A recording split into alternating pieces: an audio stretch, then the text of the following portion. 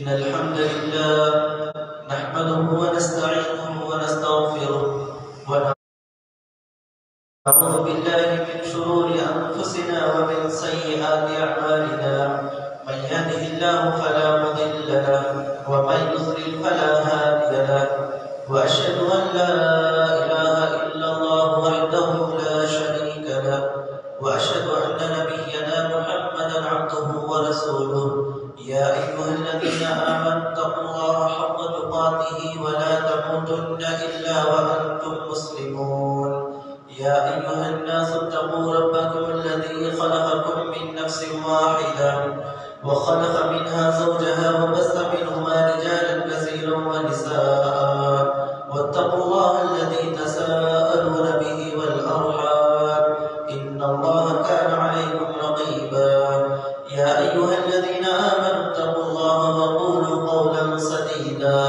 يصلح لكم أعمالكم ويغفر لكم ذنوبكم ومن يطع الله ورسوله فقد فاز فوزا عظيما أما بعد فإن خير الحديث كتاب الله وخير الهدي هدي محمد صلى الله عليه وسلم وشر الأمور محدثاتها وكل محدثة بدعة وكل بدعة ضلالة وكل ضلالة في النار أعوذ بالله من الشيطان الرجيم بسم الله الرحمن الرحيم واتقوا فتنة لا تصيبن الذين ظلموا منكم خاصة وقال النبي صلى الله عليه وسلم السعيد لمن جنب الفتن. محترم حاضرین جمعہ اور پردہ نشین خواتین اسلامی، ہر قسم کی تعریف و توصیف، ہر قسم کی بڑائی و کبریائی، ہر قسم کی حمد و ثنا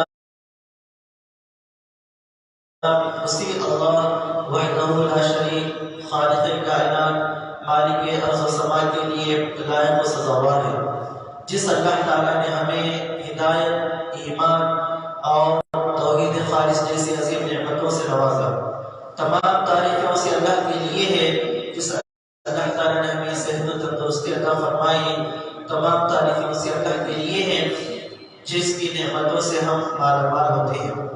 درود و سلام کا نزول ہو تمام انبیاء علیہ السلام پر، خصوصاً ہمارے آخری نبی جناب محمد عربی صلی اللہ علیہ وسلم پر۔ انشاءاللہ اس جمعہ میں ہم فتنوں کے دور میں ایمان کی حفاظت، اس کی کیا اہمیت ہے اور اس کی کیا ضرورت ہے، انشاءاللہ قرآن حدیث کی روشنی میں ہم کچھ باتیں سنیں گے۔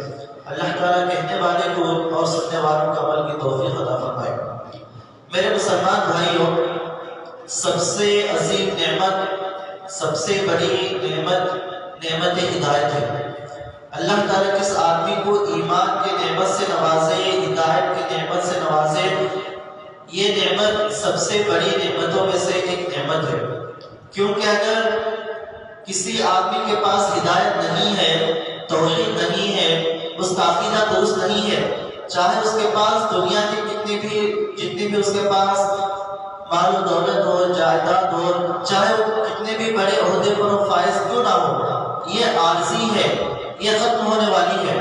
ایک آدمی کے پاس ہدایت کی نعمت نہیں ہے، راہ راست پر وہ گامزن نہیں ہے، اللہ تعالیٰ نے اسے ہدایت نہیں دیا ہے، ایسا آدمی بد نصیب آدمی ہے۔ اور خوش نصیب آدمی وہ ہے، خوش نصیب امتی وہ ہے جسے اللہ تبارک و تعالیٰ ہدایت سے نوازے ہیں۔ یہ اختیار نبی صلی اللہ علیہ وسلم کو بھی نہیں تھا۔ دلوں کی دنیا کو بدلنا، دل کے اندر توفیق دینا، اس کا اختیار نبی صلی اللہ علیہ وسلم کو بھی نہیں تھا۔ اللہ نے کیا آیت نازل فرمائی، اِنَّكَ لَا تَهْدِي مَنْ أَحْبَبْتَ وَلَكِنَّ اللَّهَ يَهْدِي مَن يَشَاءُ۔ اے نبی صلی اللہ علیہ وسلم، آپ جسے چاہے اسے ہدایت نہیں دے سکتے، اللہ تعالیٰ جسے چاہے اللہ تعالیٰ اس کو ہدایت دے گا۔ نبی صلی اللہ علیہ وسلم کی شدید خواہش تھی کہ آپ کے چچا ابو طالب کو مسلمان ہو جائے۔ نبی صلی اللہ علیہ وسلم گئے اور اپنے چچا سے کہا، یا عم قل لا الہ الا اللہ کلمۃ احاج لک بها عند اللہ، اے میرے چچا لا الہ الا اللہ کہو، اگر تم کہو گے تو میں اللہ کے پاس سفارش کروں گا، جنت میں لے جاؤں گا۔ لیکن ان کے چچا نے ابو طالب نے اس کلمے کا اقرار نہیں کیا اور ان کی جو وفات ہوئی مشرکین کے دین پر ہی ان کی وفات ہوئی۔ اس کے بعد اللہ تبارک و تعالیٰ نے یہ آیت نازل فرمائی انک لا تہدی من احببت ولکن اللہ یہدی من یشاء، کہ اے نبی صلی اللہ علیہ وسلم جسے چاہے آپ توفیق نہیں دے سکتے۔ عربی میں ہدایت کے دو معنی آتے ہیں۔ ہدایت کا ایک معنی آتا ہے راستہ بتانا، رہنمائی کرنا اور قرآن حدیث کی بات پہنچانا، اس کو بھی ہدایت کہتے ہیں۔ اور ہدایت کا ایک معنی ہے ہدایت التوفیق، دلوں کے اندر توفیق دینا، دلوں کی دنیا بدلنا، یہ صرف اللہ تعالیٰ کے اختیار میں۔ تو میرے مسلمان بھائیوں، اللہ تعالیٰ نے ہمیں جو ایمان کی نعمت سے نوازا ہے، ایمان کی نعمت ہمیں جو اللہ نے عطا فرمایا ہے، اور عقیدہ توحید کی نعمت اللہ نے جو ہمیں دیا ہے، یہ سب سے بڑی نعمت ہے، یہ سب سے عظیم نعمت ہے۔ اس کی حفاظت کرنا ہمارے لیے انتہائی ضروری ہے۔ حضرت ابراہیم علیہ السلام جیسے عظیم پیغمبر، حضرت ابراہیم جو خلیل اللہ ہیں، جو ابو الانبیاء ہیں، تمام انبیاء کے باپ ہیں، کیونکہ حضرت ابراہیم علیہ السلام کے بعد جتنے بھی پیغمبر آئے انہی کے خاندان سے آئے۔ اتنا بڑا پیغمبر اللہ تعالیٰ سے دعا کر رہا ہے وَجْنُبْنِي وَبَنِيَّ أَن نَّعْبُدَ الْأَصْنَامَ، اے اللہ تو مجھے اور میرے اولاد کو بتوں کی پرستی سے بچا، شرک سے بچا لے۔ حضرت ابراہیم علیہ السلام اللہ تعالیٰ سے کیا دعا کر رہے ہیں؟ وَجْنُبْنِي وَبَنِيَّ أَن نَّعْبُدَ الْأَصْنَامَ، اے اللہ تو مجھے اور میرے اولاد کو شرک سے، بت پرستی سے بچا لے۔ اس آیت سے ہمیں بات معلوم ہوتی ہے کہ ہمیں ایمان پر ثابت قدم رہنا چاہیے، ہمیں ہمیشہ ایمان کی حفاظت کرنا چاہیے، ہمیں کوئی ایسا کام نہیں کرنا چاہیے جس کی وجہ سے ہمارا ایمان ضائع ہو جائے، جس کی وجہ سے ہمارا ایمان ختم ہو جائے، جس کی وجہ سے ہم ایمان سے ہاتھ دھو بیٹھیں۔ اللہ تعالیٰ نے قرآن مجید کے اندر ارشاد فرمایا مَن يُرِدِ اللَّهُ أَن يَهْدِيَهُ يَشْرَحْ صَدْرَهُ لِلْإِسْلَامِ، اللہ تعالیٰ جسے ہدایت دینا چاہتا ہے اس کے دل کو کھول دیتا ہے۔ وَمَن يُرِدْ أَن يُضِلَّهُ، اور اللہ تعالیٰ جس آدمی کو گمراہ کرنا چاہے يَجْعَلْ صَدْرَهُ ضَيِّقًا حَرَجًا كَأَنَّمَا يَصْعَدُ فِي السَّمَاءِ، اللہ تعالیٰ اس کے دل کو سخت بنا دیتا ہے گویا وہ آسمان پر چڑھ رہا ہے۔ دلوں کے اندر توفیق دینا یہ اللہ تعالیٰ کی جانب سے ہے۔ اسی لیے جنتی جب جنت میں جائیں گے تو کیا کہیں گے؟ الحمدللہ الذی ہدانا لہذا وما كنا لنهتدی لولا ان ہدانا اللہ۔ جب جنتی جنت میں جائیں گے تو اللہ تعالیٰ سے دعا کریں گے کہ تمام تعریف اللہ کے لیے ہیں جس اللہ نے ہمیں توفیق دی، جس اللہ نے ہمیں ہدایت دی۔ وما كنا لنهتدی لولا ان ہدانا اللہ، اگر اللہ تعالیٰ ہمیں ہدایت نہ دیتا تو ہم ہدایت حاصل نہ کرتے۔ تو میرے مسلمان بھائیوں، ایمان ایک عظیم نعمت ہے، ایمان ایک عظیم دولت ہے۔ اللہ تعالیٰ نے ہمیں جس ایمان سے نوازا ہے، اللہ تعالیٰ نے ہمیں جس عقیدہ توحید سے نوازا ہے، یہ بہت بڑی نعمت ہے۔ ہمیں اس کی اصلاح کر لینا چاہیے، مکمل طور پر ہمیں ایمان میں داخل ہو جانا چاہیے، مکمل طور پر ہمیں اسلام میں داخل ہو جانا چاہیے۔ اللہ نے کہا یا ایھا الذین آمنوا ادخلوا فی السلم کافہ، اے ایمان والو تم مکمل طور پر اسلام کے اندر داخل ہو جاؤ۔ یا ایھا الذین آمنوا آمنوا باللہ ورسولہ، اے ایمان والو تم اللہ اس کے رسول پر ایمان لاؤ۔ ان دونوں آیتوں میں اللہ تعالیٰ مومنوں کو، مسلمانوں کو حکم دے رہا ہے مکمل طور پر اسلام کے اندر داخل ہو جاؤ۔ ایسا نہ کرو کہ اسلام کے بعض تعلیمات پر عمل کرو اور بعض تعلیمات پر چھوڑ دو، ایسا نہ کرو، بلکہ مکمل طور پر تم اسلام کے اندر داخل ہو جاؤ، مکمل طور پر تم توحید کو اپناؤ، مکمل طور پر تم شرک سے، مشرکین سے برات کا اظہار کر دو، دعائیں صرف اللہ سے کرو، رکوع کرنا ہے صرف اللہ کے سامنے، بارگاہ میں اللہ کی مسجد میں آ کر رکوع کرو، سجدہ صرف اللہ کی بارگاہ میں کرو، اپنی پیشانی صرف اللہ کی بارگاہ میں جھکاؤ، دعا کرنا ہے صرف اللہ سے دعا کرو، مدد طلب کرنا ہے صرف اللہ تبارک و تعالیٰ سے مدد طلب کرو۔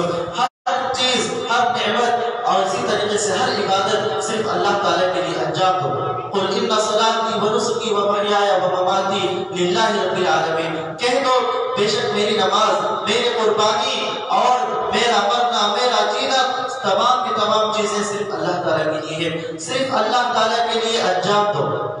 میرے مسلمان بھائیوں، جس دور سے ہم گزر رہے ہیں، جس زمانے سے ہم گزر رہے ہیں، اس زمانے میں بہت سارے فتنے و فساد منتشر ہیں، طرح طرح کے فتنے اس زمانے کے اندر ہم دیکھے جا سکتے ہیں۔ قرآن حدیث کا اگر ہم مطالعہ کریں تو فتنے، دو طرح کے فتنے ہمارے سامنے نظر آتے ہیں۔ ایک وہ فتنہ جو ہمارے مال کے اندر، اولاد کے اندر، یا اسی طریقے سے انسان کے شہوات کے اندر مبتلا کیا جاتا ہے۔ ایک فتنہ تو یہ ہوا، اور فتنے کی دوسری قسم تموج البحر، قیامت کے قریب ایسے فتنے آئیں گے جو سمندر کی طرح ٹھاٹے مار رہے ہوں گے۔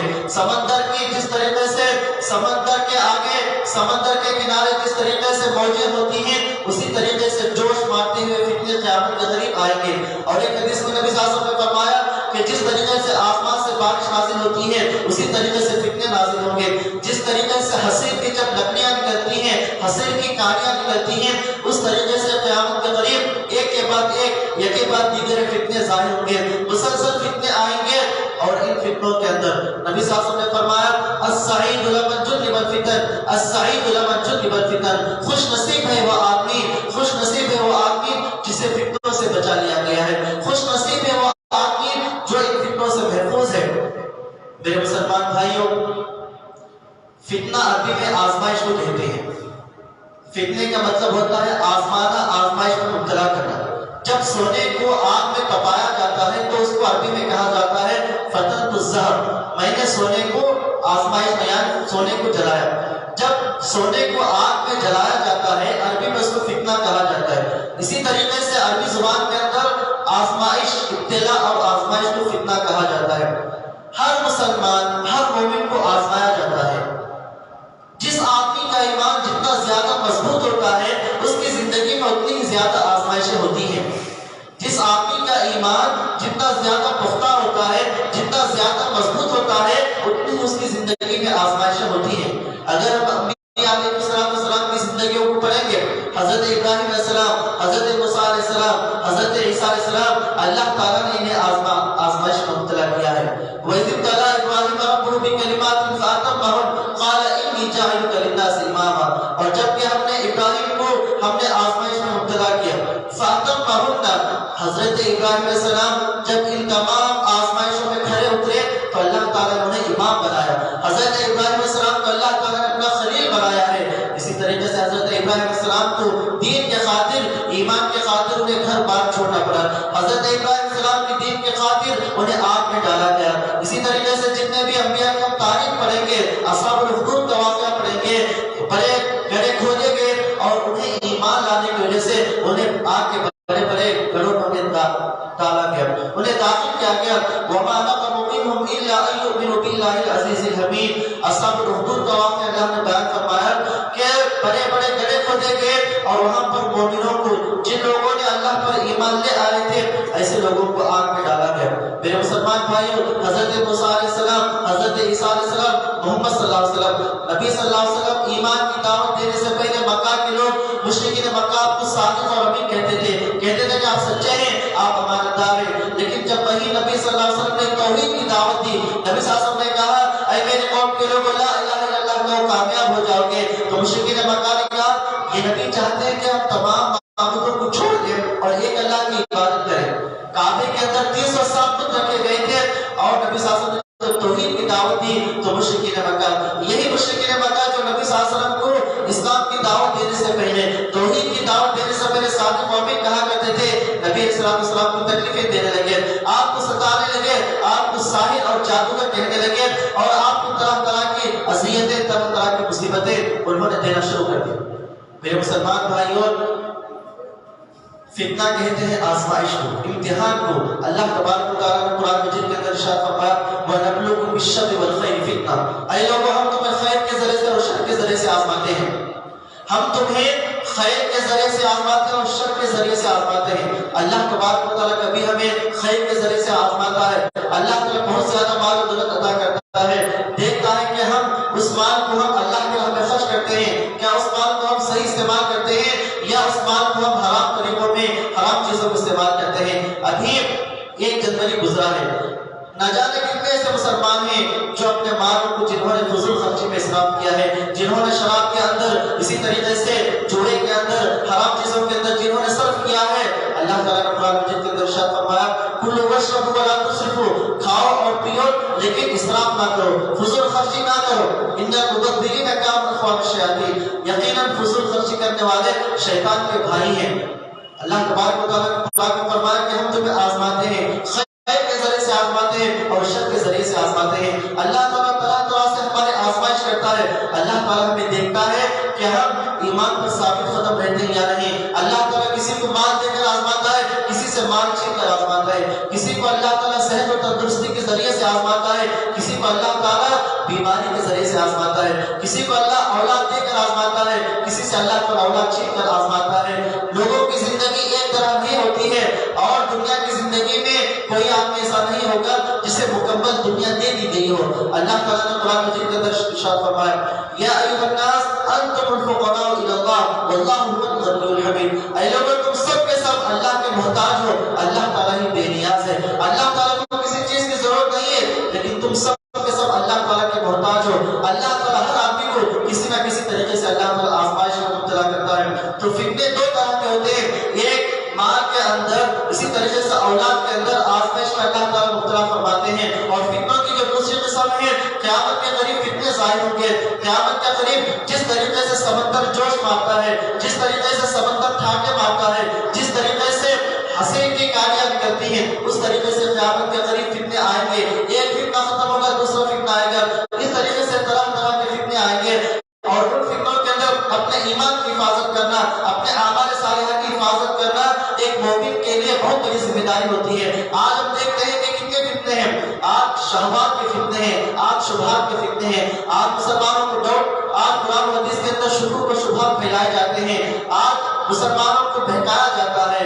اعداء اسلام، دشمنان اسلام یہ چاہتے ہیں کہ مسلمانوں کو کے دین سے پھیر دیں۔ آج طرح طرح کے فتنے عام ہیں۔ آج کے فتنوں کو دو قسموں میں ہم تقسیم کر سکتے ہیں۔ ایک وہ فتنے جو شبہات کے ذریعے سے ڈاؤٹ کریٹ کیا جاتا ہے مسلمانوں کو، کہا جاتا ہے کہ اس دور میں اسلام پر عمل کرنا، اگر اسلام پر عمل کرو گے تو پیچھے رہ جاؤ گے۔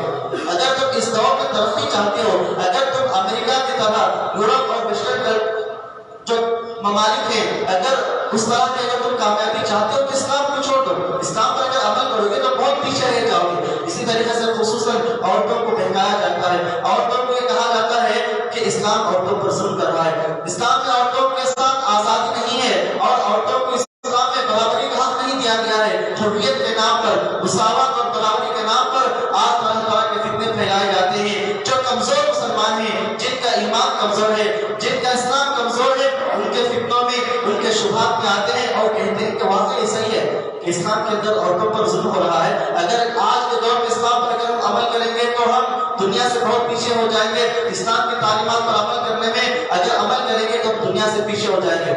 اللہ کی قسم میرے مسلمان بھائیو، جب تک ہم اسلام پر عمل کریں گے، قرآن و حدیث پر اگر ہم مضبوطی سے عمل کریں گے، اسلام کی تعلیمات پر عمل کریں گے، اللہ تعالیٰ میں عزت عطا فرمائے گا، اللہ تعالیٰ میں سربلندی عطا فرمائے گا، اللہ تعالیٰ میں ترقی دے گا۔ آج مسلمان جو کمزور ہیں، آج مسلمان جو ساری دنیا کے اندر جو ظلم و ستم کیا جا رہا ہے، اس کا نتیجہ، اس کی وجہ یہی ہے کہ آج ہم نے قرآن کی تعلیمات کو، قال اللہ اور قال رسول کی تعلیمات کو آج ہم نے چھوڑ دیا ہے۔ اگر ہم اللہ کی تعلیمات، نبی صلی اللہ علیہ وسلم کی تعلیمات پر عمل کریں گے، اسلام پر مکمل طور پر اگر ہم عمل کریں گے تو وہ دن دور نہیں، ہمارے اجداد، ہمارے آبا و اجداد کو اللہ تعالیٰ نے انہیں جو بادشاہت عطا فرمائی، انہیں اللہ تعالیٰ نے جو قوت عطا فرمائی، انہیں اللہ تعالیٰ نے جو سر بلندی عطا فرمائی، پھر اللہ تعالیٰ میں عطا کرے گا۔ اللہ نے قرآن میں کیا فرمایا؟ وعد اللہ الذین آمنوا منکم وعملوا الصالحات لیستخلفنہم فی الارض کما استخلف الذین من قبلہم۔ اللہ تعالیٰ کا وعدہ ہے مومنوں کے ساتھ، جو مومن ہیں، جو اعمال صالحہ کرتے ہیں، لیستخلفنہم فی الارض، اللہ تعالیٰ ضرور انہیں زمین کے اندر خلافت عطا کرے گا، اللہ تعالیٰ زمین کی بادشاہت عطا کرے گا۔ شرط یہ ہمارے اندر ویسا ایمان ہو، ویسے اعمال صالحہ ہو جیسے ہمیں طلب کیا گیا ہے۔ اور ایک جگہ اللہ نے فرمایا وَلَا تَهِنُوا وَلَا تَحْزَنُوا وَأَنْتُمُ الْأَعْلَوْنَ إِن كُنتُم مُؤْمِنِينَ، کہ تم غم نہ کرو، افسوس نہ کرو، تم ہی سر بلند رہو گے۔ اللہ تعالیٰ تمہیں سر بلندی عطا کرے گا، لیکن کب؟ اگر تمہارے اندر ایمان ہے۔ وَلَا تَهِنُوا وَلَا تَحْزَنُوا وَأَنْتُمُ الْأَعْلَوْنَ إِن كُنتُم مُؤْمِنِينَ، اگر تمہارے اندر ویسا ایمان ہے جیسا ایمان ہم سے طلب کیا گیا ہے۔ میرے مسلمان بھائیوں، آج کے دور میں ایک فتنہ تو شبہات کا فتنہ ہے۔ آج سے کچھ دن پہلے حضرت عائشہ نبی صلی اللہ علیہ وسلم کی شادی کے مسئلے کو اٹھایا گیا، اور وقتاً فوقتاً آقا اسلام اس طرح کے فتنوں کو عام کرتے ہیں۔ ہماری کیا ذمہ داری بنتی ہے؟ جب شبہات کے فتنے آتے ہیں تو ہماری ذمہ داری کیا بنتی ہے؟ ہماری یہ ذمہ داری بنتی ہے کہ ہم قرآن کو پڑھیں، نبی صلی اللہ علیہ وسلم کی سیرت کو پڑھیں، ہم اسلام کا مطالعہ کریں۔ آج ہمارے مسلمانوں کا مسئلہ یہ ہے کہ ہم مسلمان ہیں، ہم مومن ہیں، لیکن ہم قرآن کو نہیں پڑھتے ہیں۔ قرآن کو معنی کے ساتھ نبی صلی اللہ علیہ وسلم کی کیا سیرت ہے، صحابہ کرام کی کیا قربانیاں ہیں،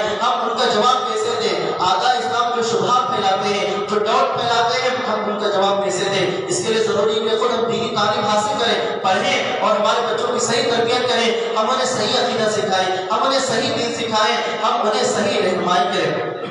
اسی طریقے سے میرے مسلمان بھائیوں، آج کے دور میں جو فتنے ہیں دوسرے شہوات کے فتنے ہیں، آج طرح طرح سے گمراہ کیا جا رہا ہے۔ قرآن مجید میں اللہ تعالیٰ نے فرمایا زُيِّنَ لِلنَّاسِ حُبُّ الشَّهَوَاتِ مِنَ النِّسَاءِ وَالْبَنِينَ وَالْقَنَاطِيرِ الْمُقَنطَرَةِ مِنَ الذَّهَبِ وَالْفِضَّةِ، لوگوں کو مزین کیا گیا طرح طرح کے فتنوں سے، لوگوں کو مزین کیا گیا ہے، لوگوں کو دنیا کی زندگی میں زینت بخشی گئی ہے، عورتیں ہیں، اسی طریقے سے شہوات ہیں، اسی طریقے سے دنیا کے اندر جو گھوڑے ہیں، اسی طریقے سے سونے اور چاندی کے خزانے ہیں۔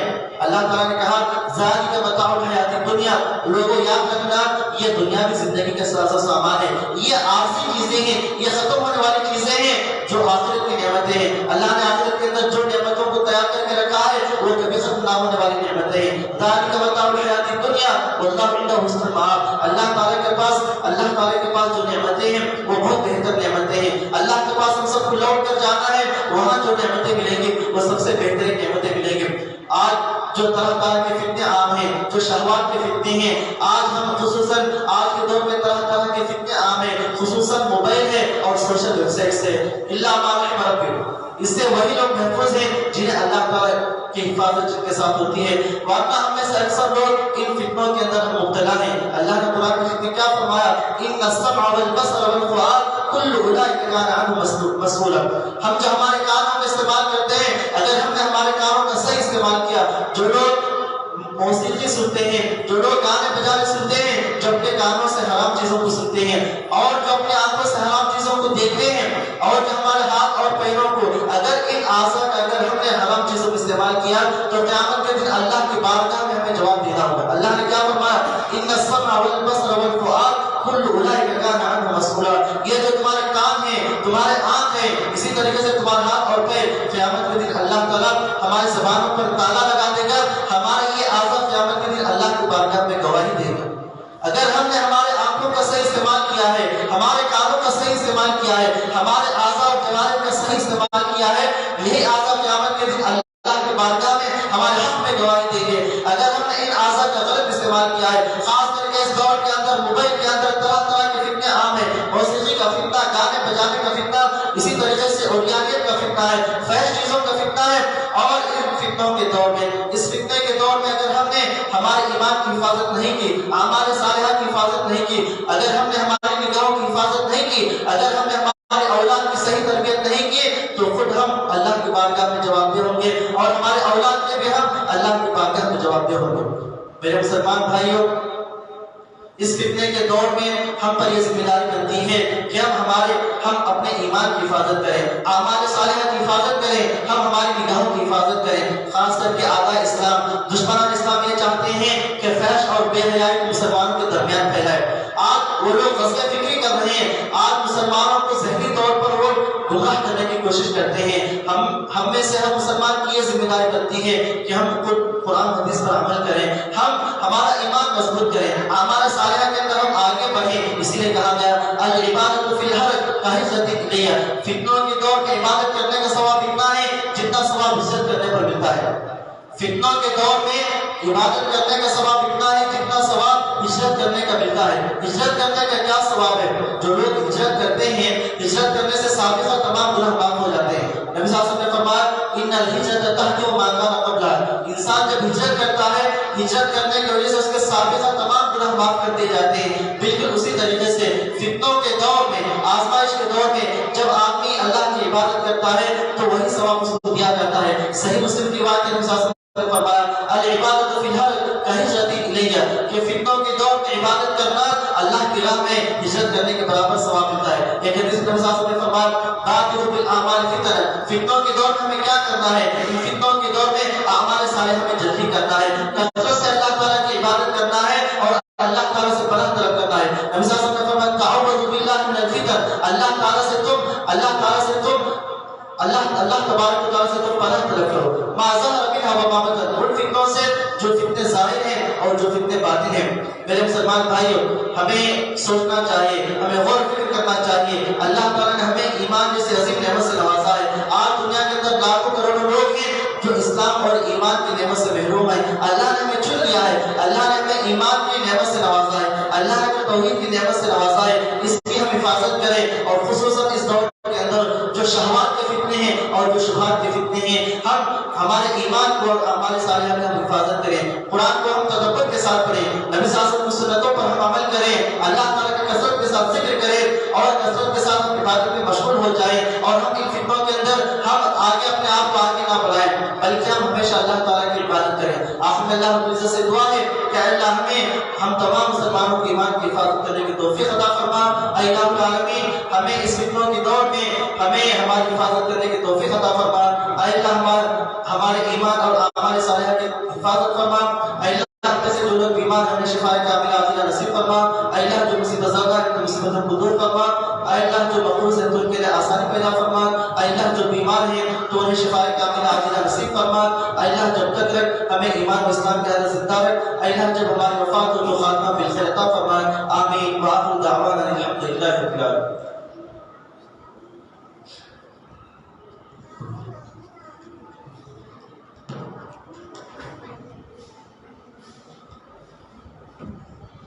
إن الحمد لله نحمده ونستعينه ونستغفره ونعوذ بالله من شرور أنفسنا ومن سيئات أعمالنا، من يهده الله فلا مضل له ومن يضلل فلا هادي له، وأشهد أن لا إله إلا الله وحده لا شريك له، وأشهد أن نبينا محمدا عبده ورسوله. فقد أمركم الله بأمر بدأ بنفسه وثنى بملائكة قدسه وثلث بكم عباد الله، فقال عز من قائل عليما: إن الله وملائكته يصلون على النبي يا أيها الذين آمنوا صلوا عليه وسلموا تسليما.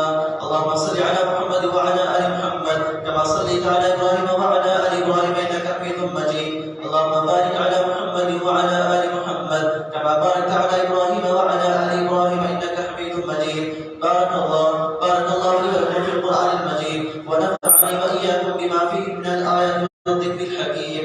أقول قولي هذا وأستغفر الله لي ولكم فاستغفروه إنه هو الغفور الرحيم.